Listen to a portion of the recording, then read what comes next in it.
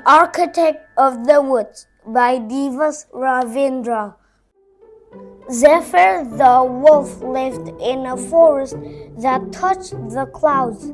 He was not big or bad. He was an architect of the future.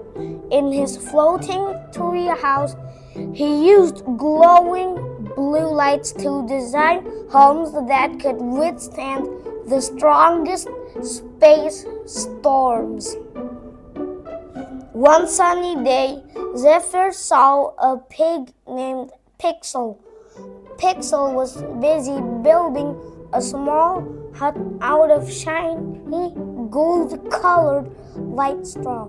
Zephyr knew this straw was too light for the forest's heavy winds. He walked over to offer some helpful advice. As Zephyr opened his mouth to say hello, a tiny robot bee flew right past his nose. The bee's wings made his snout tickle. He tried to hold it in, but the tickle grew into a giant, wobbling mountain of a sneeze. Achoo! The sneeze was as wild as a rocket. The light straw flew into the air like glowing golden confetti. Pixel fell back onto his tail, looking at his empty yard. Zephyr felt very bad, and his nose was bright pink. Pixel was scared of the big bad sneezer. He turned on his tiny hover boots and zoomed away through the neon bushes. He didn't hear Zephyr calling out to say it was just an accident. Pixel needed to find a stronger place to hide. Zephyr followed Pixel, carrying a bunch of Sneeze No More neon flowers to say sorry. But the flowers were very fuzzy. As he walked, a tiny piece of purple fuzz landed right on the tip of his nose. Zephyr found Pixel again. This time, Pixel was building with heavy metal beams.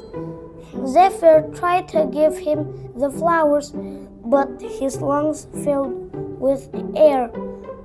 Achoo! The metal beams fell over like a pile of toy blocks. Pixel squeaked away and zoomed away again.